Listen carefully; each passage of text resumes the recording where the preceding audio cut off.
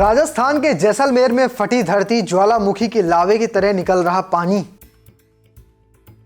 फटी धरती में समा गया ट्रक, पानी के साथ गैस के गुबार निकलने से घबराए लोग।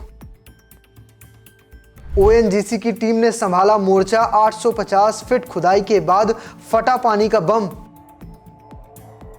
राजस्थान के जैसलमेर में एक ऐसी घटना घटी जिसने सभी को चौंका दिया है। रेगिस्तान में बोरवेल की खुदाई के दौरान धरती फटती है और फिर ज्वालामुखी की लावे की तरह पानी निकलना शुरू हो जाता है। रेगिस्तान में पानी मिलना किसी चमत्कार से कम नहीं होता है, इसलिए इसे देखने के लिए लोगों की भीड़ पहुंचना भी शुरू हो गई। लेकिन गैस के गुबार ने लोगों के अंदर दहशत बना दी। तो चलिए आपको इस वीडियो में विस्तार से जैसलमेर के इस खबर के बारे में बताता हूं। यह अजीब मामला जैसलमेर के मोहनगढ़ का है। यहाँ विक्रम सिंह भाटी नाम के किसान ने अपने खेत पर बोरिंग करा रहा था। इसके लिए मौके पर ट्रक और ड्रिलिंग मशीन भी लगे हुए थे। 850 फीट तक जब ड्रिल हो चुका था तभी अचानक धरती फट गई और ट्रक के साथ ड्रिलिंग मशीन भी उसमें समाने लगी। मौके पर अफरा तफरी मच गई। वहां पर काम करने वाले लोग भयभीत होकर घटना स्थल से दूर भाग गए। ज्वालामुखी की तरह पानी के फव्वारे 10-10 फीट तक उछलने लगे। लोग इसे देखने के लिए दूर दूर से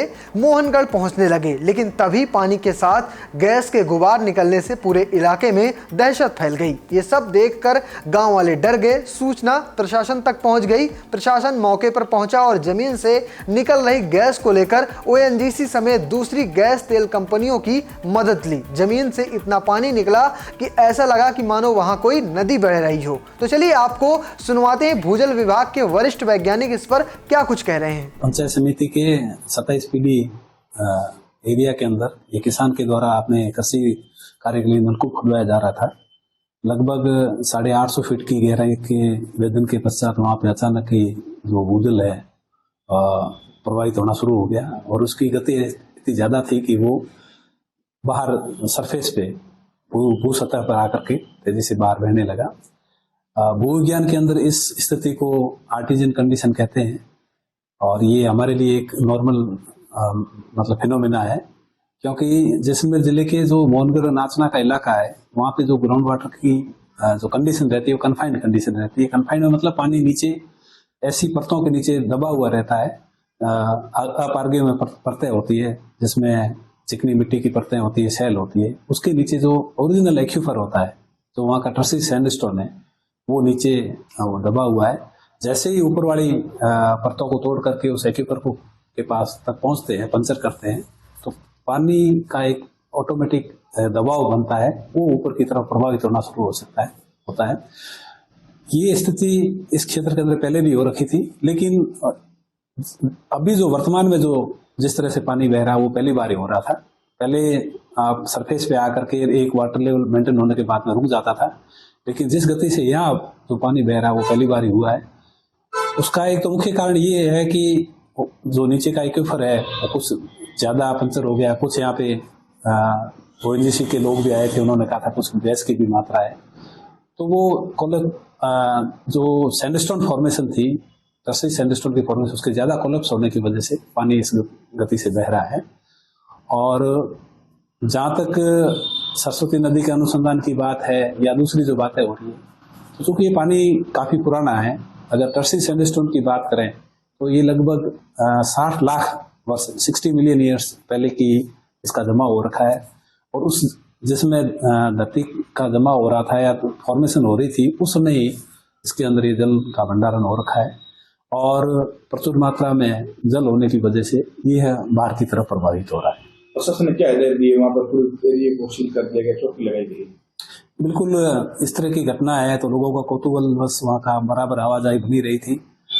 और क्योंकि पानी के प्रवाह की वजह से या वहाँ जो कैविटी डेवलप हो रही थी उससे कोई किसी तरह की कैजुअलिटी नहीं हो, लोग भी पास में जाए, कोई दलदल भी बन सकता है, तो उस लोगों की आवाजाही रोकने के लिए किसी तरह की जान माल की हानि नहीं हो, इसलिए जिला प्रशासन ने एहतियात के तौर पर ये अनाउंसमेंट भी करवा दिया था कि भी 500 मीटर की परिधि के अंदर इसके आसपास कोई नहीं आए।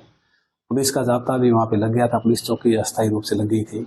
वहाँ पे कार्यपालक मजिस्ट्रेट की भी नियुक्ति कर दी गई थी और बैरिकेटिंग और तारबंदी करके लोगों की आवाजाही पूरी रोकी हुई थी ताकि किसी तरह की अनहोनी नहीं हो सके। बस स्टैंड का ट्रक जो था वो अंदर समा गया है।